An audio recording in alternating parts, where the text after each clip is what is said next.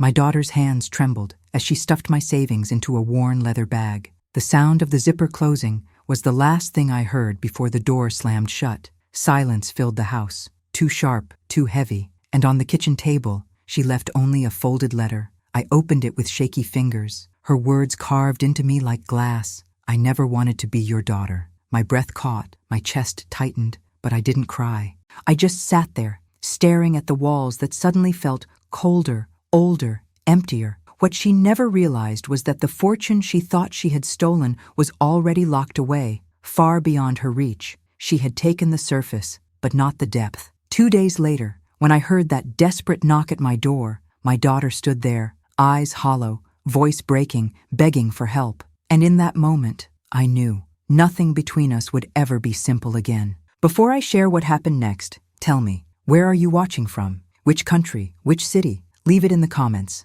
I want to feel how far this story will travel.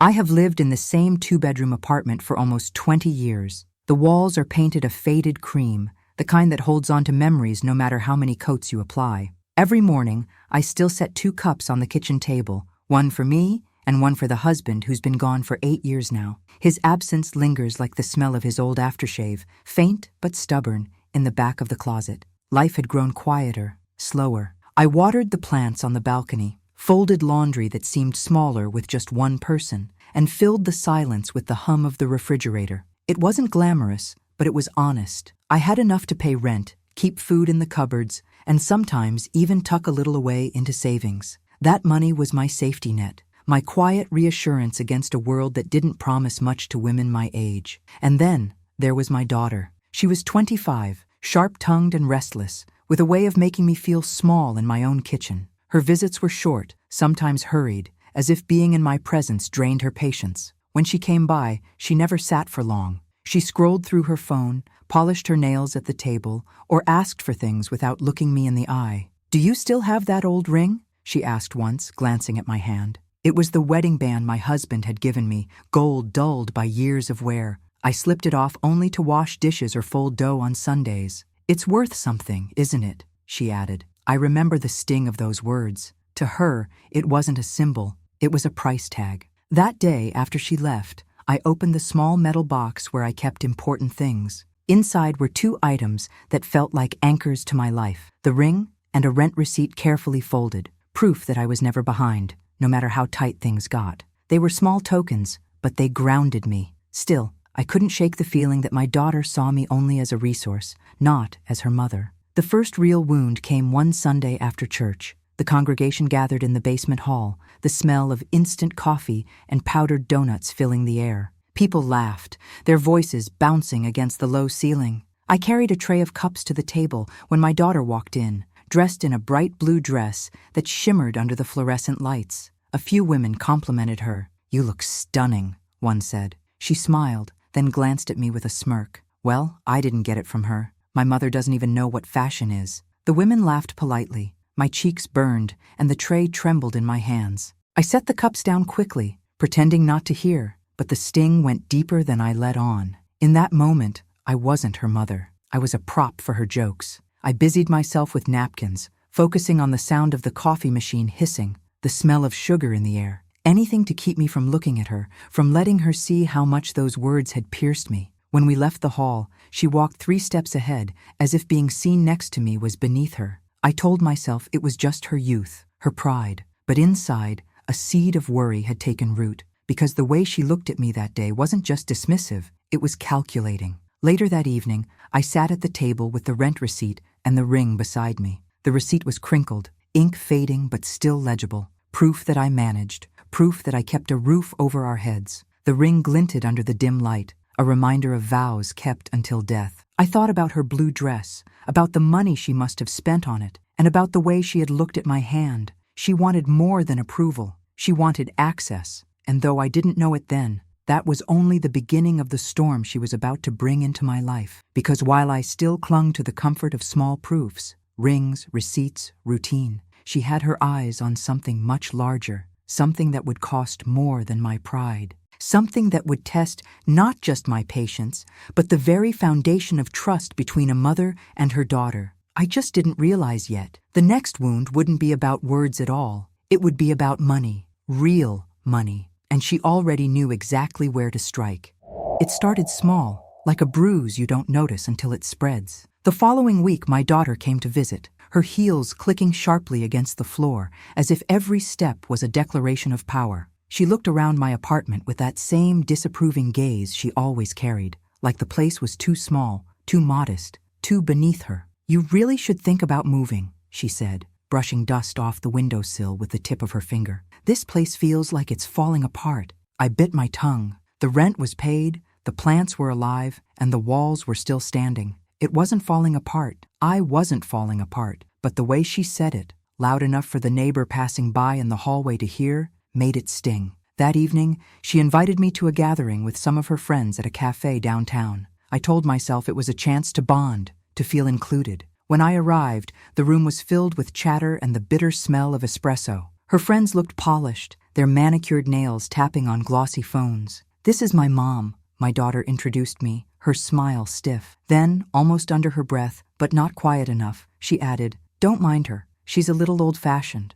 Her friends chuckled politely. One of them leaned closer and whispered something I wasn't meant to hear. "She doesn't look like you at all." The words hit harder than they should have. My daughter smirked, as if proud of the distance between us. I sat there, sipping coffee that had gone cold, listening to the ice clink in their glasses, feeling like a shadow at the edge of her life. The second wave came soon after. It wasn't just words anymore. It was paperwork. One afternoon, she knocked on my door holding a folder. The scent of her perfume filled the apartment as she placed it on the table with a thud. "Just sign this for me," she said casually, tapping the page with her long red nail. I squinted at the paper. It looked official, full of numbers and typed clauses I didn't understand. "What is it?" I asked. "Don't worry about it," she said, forcing a laugh. "It's just for my new place. They need a guarantor. It won't affect you." But I knew enough about the world to feel uneasy. "Why is my name already typed here?" I asked, tracing the letters of my full name at the bottom. She rolled her eyes. "Because you're family. Families help each other. Or do you want me to end up homeless?" Her voice rose, sharp enough for the building manager who happened to walk by the open door to glance inside. I felt cornered, embarrassed, as if refusing her would expose me as cold-hearted. The paper felt rough under my fingertips. I held the pen, its weight heavy as stone, but I didn't sign. Not then. She snatched the folder back with a scoff. "You'll regret this," she hissed before storming out. The sound of the door slamming echoed longer than it should have. That night, I sat with the rent receipt again, smoothing the folds like a prayer. Proof I was steady. Proof I was not reckless. But in her eyes, that steadiness was just an obstacle to be broken. The third wound cut deeper than all the rest. It happened at a family dinner organized by my sister. The dining room smelled of roasted chicken and garlic bread, laughter bouncing off the walls. I tried to blend into the noise, to hide in the warmth of people who knew me. But my daughter had other plans. She raised her glass mid-meal, her voice clear and sharp. "I just want to thank everyone here for supporting me. It means a lot, especially since some people don't really act like family anymore." The room went quiet. Forks paused mid-air. All eyes turned to me. I opened my mouth, but no words came out. My throat felt tight, dry as sandpaper. She continued, leaning back in her chair with a triumphant smile. "You know, it's embarrassing when your own mother refuses to help, when she acts like a stranger instead of blood." A murmur rippled through the table. My sister frowned. My nephew shifted uncomfortably in his seat. I felt the heat rise to my face, my pulse pounding in my ears. I wanted to scream that she was twisting everything, that she was painting me as cruel when all I had done was protect myself. But the weight of the stairs silenced me. In that moment, I was no longer a mother. I was the accused, standing trial without defense. I excused myself, retreating to the bathroom. The tile was cold under my palm as I leaned against the sink, staring at my reflection. My eyes looked tired, older than they should. I heard laughter outside the door, hers, carefree, victorious. I realized then that this wasn't just about money or approval. She wanted to strip me of dignity, to erase the very idea that I still mattered. And for the first time, I asked myself the question that would not leave me. How do you fight back when the person tearing you down is your own child? I didn't sleep the night after that dinner. The laughter from the dining room kept replaying in my head, hers the loudest, bright and hollow as a glass about to crack. I made tea I didn't drink and laid the letter she had left on the kitchen table, smoothing the creases with my thumb. The paper felt thin, almost brittle.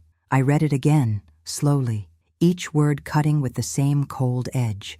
I never wanted to be your daughter. The envelope had a small tear at the corner where she'd ripped it open too fast before leaving it for me. Something stiff was caught inside the lip. I pinched it free and found a sliver of printed paper, no bigger than my pinky, a register edge from a copier or a receipt. Along the side, in faint blue, I could make out manager office, ledger update, and today's date. My building. My breath snagged. In the morning, I went downstairs. The manager's office smelled like warm toner and lemon cleaner, the kind that makes plastic shine. He looked up from a stack of envelopes. "Morning," he said. "I need to see the last updates on my unit," I answered. My voice sounded calmer than I felt. He hesitated. "Is there a problem?" "Maybe," I said. "I won't know until I look." He flipped through a file and pulled a sheet from the back. The column headers were crisp. The page was still warm. In the third row, under notes, someone had written, "Guarantor approval pending. Daughter submitted form." At the bottom, there was a signature next to my printed name. It was supposed to be mine. It wasn't. The loops were too large. The tail of the Y curled wrong. "Who brought this?" I asked. "Your daughter," he said, careful. "She said you signed at home and asked me to process it." "I didn't," I said. The fluorescent light hummed overhead. The air felt suddenly dry. "May I have a copy?" He slid the page out and handed it over. The toner left a faint powder on my fingertips. "I can put a hold on the file, pending clarification," he offered. "Please do." I walked back upstairs with the copy pressed to my chest like a small shield. At my table, I lined up 3 things in a neat row: the ring, the rent receipt, and the forged signature. I didn't have much left in this world that felt solid, but those 3 did. They were proof of who I was, what I paid, and what I would not allow. I took a slow breath, the kettle beginning to murmur behind me. Then I did what I should have done sooner. I called a lawyer. The receptionist's voice was crisp, the hold music tinny and relentless. When the attorney finally picked up, he spoke in measured tones, the kind men use when they've seen 100 emergencies and know how each one ends. "I'm not accusing anyone," I said. "I'm asking what to do." He told me to bring what I had. "Paper is patient," he said. "It holds the truth better than memory." I gathered my folder and slipped the ring into my pocket. The afternoon light made the hallway look longer, like a tunnel. Down on the street, buses sighed at the curb. A dog barked from somewhere behind a fence. I felt small and steady, like a nail set into wood. The law office smelled of old books and coffee gone stale. The attorney's desk was smooth and dark, a single desk lamp pooling warm light onto the surface. I laid the papers down in order. He didn't interrupt. His eyes moved back and forth in quick, neat lines. "This signature doesn't match your lease file," he said at last, tapping the page with a capped pen. "And there's no notary stamp." "I didn't sign it," I said. "I believe you," he answered. "Here's what we'll do." He listed the steps and I repeated them in my head until they clicked into place. First, he would draft a letter to the building, stating clearly that any guarantor or credit changes in my name were voidable without in-person verification. He'd attach a copy of my original lease signature and a notarized affidavit. "We're not accusing," he reminded me. "We're clarifying." Second, I would place a fraud alert with the credit bureaus and request copies of any applications filed in the last 30 days. "If she used your name elsewhere, we'll see it," he said. He handed me a 1-page guide with phone numbers. The paper felt thick. The edges bit into my palm. Third, he would prepare a short notice to my bank that no one had power of attorney or access to my accounts, and that any suspected inquiries should trigger an immediate hold pending my in-person authorization. He didn't ask about my fortune. He didn't need to. It was enough to protect what was mine, wherever it sat. "Do you understand?" he asked. "I do," I said. The words surprised me by sounding strong. He slid a small stack of signature pages forward. "Sign where I marked. I'll courier the notices today." My hand didn't shake. The pen moved in clean strokes, each letter narrower, deeper, mine. Outside, the evening had cooled, the concrete giving off that faint, chalky smell it gets after a hot day. I walked home lighter, not because the problem had vanished, but because it had changed shape. It had become a process with steps. Back in my kitchen, I placed the lawyer's card above the stove with a small magnet. Then I opened my old metal box, not for comfort this time, but for evidence. I added the new copies beside the receipt. Evidence was growing. That I could trust. I picked up my phone and scrolled through old messages from my daughter, those short, clipped texts that always felt like transactions. One from last week caught my eye. "I'll fix it. They just need proof." At the time, I had assumed she meant proof of employment, proof of income, but the word proof now rang differently. Proof of my signature, proof of my guarantee, proof that I could be turned into a step on her ladder. I took a screenshot and emailed it to myself, attaching it to a folder I named Housekeeping, a harmless word to anyone else. I forwarded it to my attorney. He replied in minutes, "Received, useful, keep documenting." That night, I set the ring on the table in front of me and watched the kitchen light tremble along its worn edge. I remembered the day my husband slid it onto my finger. No speeches, no theatrics, just a warm palm and a promise he kept.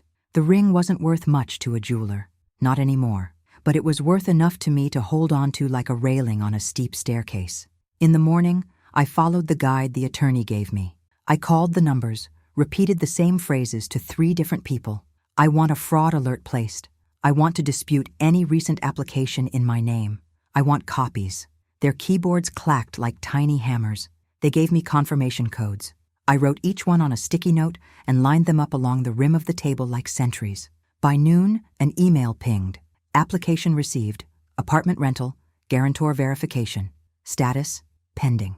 The attached PDF showed the same jagged loops pretending to be my name. The form also listed a mobile number I didn't recognize. I dialed it and reached a generic voicemail. I didn't leave a message. I forwarded the file to my lawyer. He called this time. "Good," he said. "Now we move from prevention to correction." I heard the scratch of his pen. "I'll ask the building to require in-person verification for any future changes. We'll also inform them that your signature, when real, always appears with a specific witness line, the lease manager from your original contract. It's a small standard, but small standards change outcomes." "Is that enough?" I asked. "It's enough to hold the line," he said. "And sometimes, holding the line is all that's required." After we hung up, I opened the window. The hallway outside smelled faintly of someone's cooking. Onions softening in a pan, a hint of pepper. I closed my eyes and let the ordinary sound of a neighbor's TV drift in. I realized how much I had missed the comfort of small, steady things. I made a list, handwritten, because paper steadies me, copies to the building, fraud alert confirmations, bank notice, in person, no phone, keep the door locked, do not argue, document, simple lines. But they built a fence where there hadn't been one. In the late afternoon, I put on my coat and walked to the bank. The lobby was cool, the air buzzing with quiet whispers and the soft chime of a queue number. I spoke with a manager in a glass-walled office that smelled faintly of carpet cleaner and new envelopes. I presented the letter my attorney drafted. She read it twice, nodding. "We'll add a note to your profile," she said, fingers moving over the keyboard. "No third-party access. Any unusual activity triggers a hold. You'll get a call, and we'll require you to appear with ID." I slid my ID across the desk anyway. "Let's practice now," I said. As if the hold happened. She smiled, surprised. "All right." She went through the motions, and when we finished, she printed a confirmation page. I folded it into my bag. On the way home, the sky lowered itself into a gentle gray, the city's edges softening. I thought of how much of mothering is invisible, the planning, the watching, the building of safety around a child who thinks she doesn't need it. And I thought of how much of growing older is learning to build safety around yourself when the child refuses to stop reaching. When I opened my apartment door, something small scraped across the floor, an envelope pushed under while I was gone. I picked it up. The paper smelled like the inside of a purse, powder and metal. Inside, there was a handwritten note. "Call me. It's urgent." No name, just a number I recognized. I didn't call. I placed the note beside the others and boiled water for tea. The kettle sang. Steam fogged the window for a moment, drawing a thin white veil that disappeared as quickly as it came. At dusk, I took the ring from my pocket and slid it back onto my finger. It sat where it had always been meant to sit. I turned off the kitchen light and let the apartment settle. The refrigerator hummed. Pipes ticked somewhere inside the walls. The world did what it has always done, kept moving, while I stood very still, feeling the quiet arrive like a blanket. When the knock finally came, it was gentle at first, then urgent. I didn't startle. I had been expecting it ever since the manager's office, ever since the attorney's pen, ever since the moment the truth moved from fear to paper. "Mom?" The voice on the other side was thin, raw. "Please, I need help." My heart beat once, heavy, then steadied. I looked at the neat row on my table, the receipt, the copies, the confirmation codes, the lawyer's card. I looked at the door. I looked at the chain. I didn't raise my voice. I didn't rush. I reached for the folder and held it against my chest the way you hold a small, sleeping animal, careful not to wake what doesn't need waking yet. "Who is it?"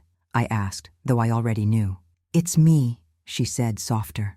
"It's your daughter." The hallway light slipped in through the peephole, a thin circle on the floor.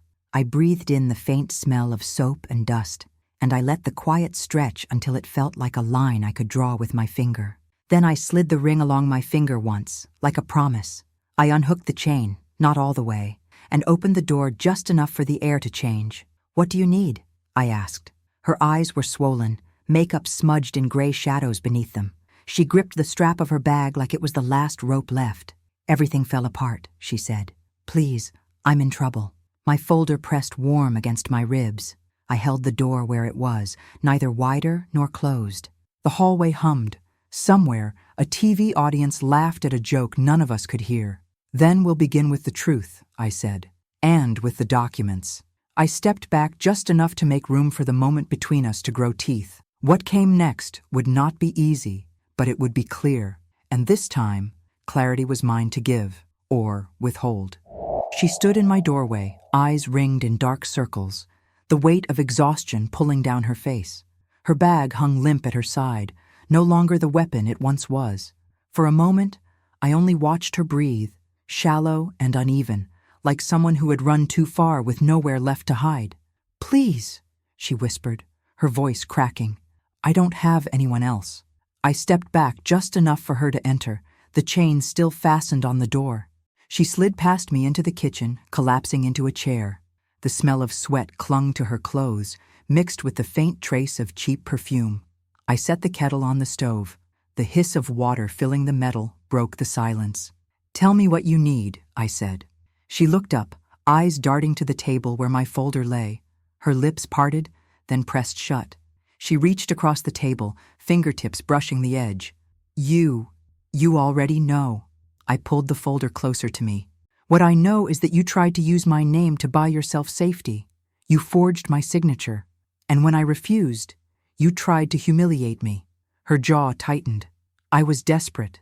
I poured the boiling water into 2 cups, the steam rising between us. "Desperate enough to turn your own mother into collateral?" She flinched. For the first time, I saw something flicker across her face. Not pride, not arrogance. Shame. I let her sit in that silence, her shoulders curling inward. Then I reached for the folder.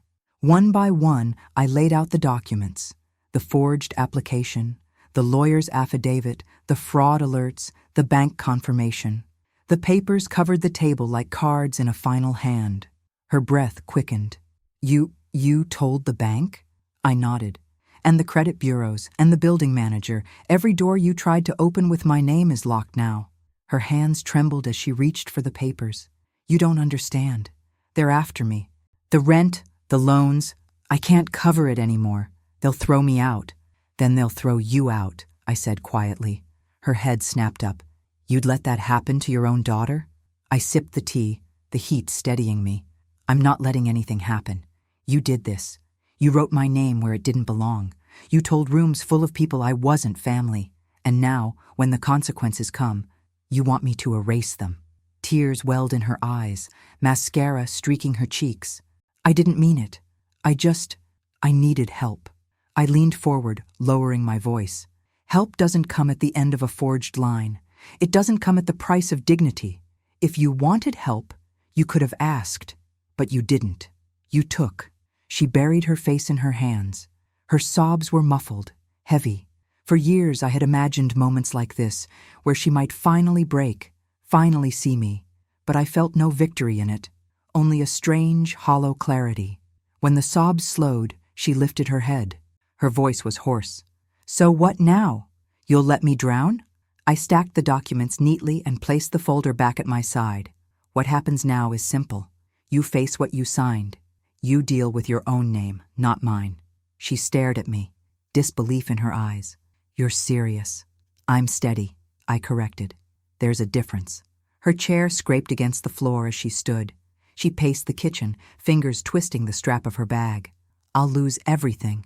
I touched the ring on my finger, turning it slowly. "Maybe that's how you'll learn what's worth keeping." She froze, her chest rising and falling fast. For a long moment, she said nothing. Then, with a sudden fury, she slammed her palm against the table. The cups rattled, tea spilling onto the wood. "You don't care about me," she shouted. "You never did." The words rang in the small kitchen, bouncing off tile and plaster. My hands remained still on the folder. My voice stayed calm. "I care enough to stop you from ruining both of us." She collapsed back into the chair, the fight drained out of her. "What am I supposed to do?" she whispered. I stood, walked to the counter, and opened the drawer where I kept the rent receipts. I pulled out one, smoothed it flat, and set it in front of her. "Start with honesty. Start with paying your own bills, in your own name. Like this." Her eyes moved over the faded ink. For the first time, she didn't scoff or sneer. She just stared, as if seeing it for what it was, proof of responsibility, not just paper. She nodded slowly, wiping her cheeks with the back of her hand. "I don't know if I can." "You can," I said, "but you'll have to choose." That night, she left without another word. I didn't stop her. I didn't follow. I sat at the table long after the sound of her footsteps faded, the papers stacked in front of me like a fortress. In the days that followed, calls came from creditors, from landlords, from numbers I didn't recognize.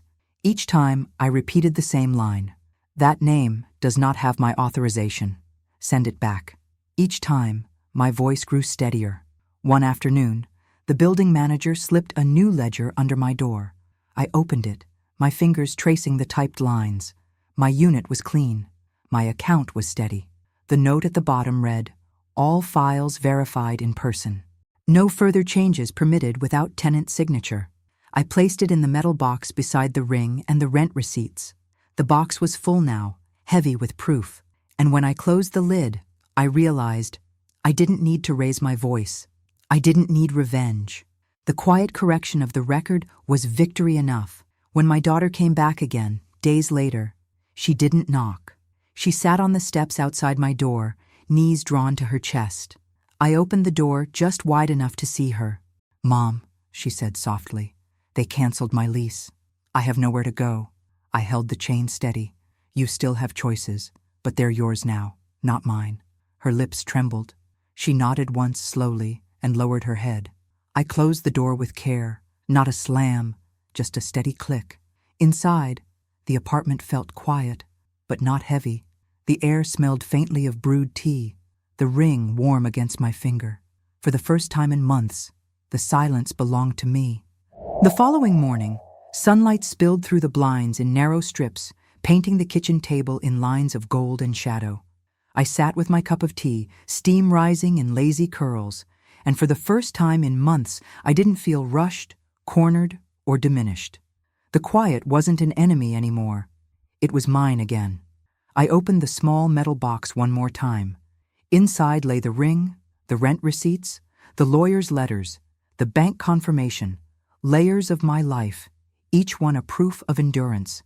I ran my finger along the edges, the paper slightly rough, the metal cool against my skin.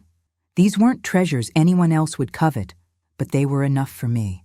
They were reminders that survival doesn't always come with applause. It comes with record-keeping, with patience, with the refusal to be erased. My daughter hadn't returned since sitting on the steps. Part of me expected another knock, another plea. But the hallway stayed quiet, only the hum of neighbors passing, the faint smell of detergent drifting from the laundry room. I wondered where she had gone, if she'd found a couch to sleep on, if she was learning the weight of her own name at last. A mother's heart never stops worrying, even after betrayal, Even after humiliation, the instinct lingers. But I also knew something new. Worry didn't mean surrender. I could love her from a distance, and I could set the boundary that love would never again come at the cost of my dignity. I slipped the ring back onto my finger. It rested there as it always had, a circle unbroken, not because the years had been easy, but because I hadn't let them break me. I thought of my husband, of the quiet strength he carried, and I let myself believe he would have approved of how I held the line. If my daughter ever returned, I knew what I would say. She could sit at my table if she came with truth. She could walk through my door if she carried respect. But if she brought only schemes or the hunger to strip me of what I'd built, then the chain would stay in place. The world outside carried on, cars honking faintly in the distance, a child laughing somewhere in the courtyard, footsteps on the stairwell. Life moved forward, and so would I. I closed the metal box and set it back on the shelf. Then I turned to the camera of my phone, recording this story for whoever might listen. And now I want to ask you, if it were your daughter, your son, your family, would you open the door again? Or would you let them stand outside until they learned what respect really means? Leave me your thoughts in the comments, because sometimes the hardest question isn't about money or forgiveness. It's about how much of yourself you're willing to risk for someone who's already broken your trust.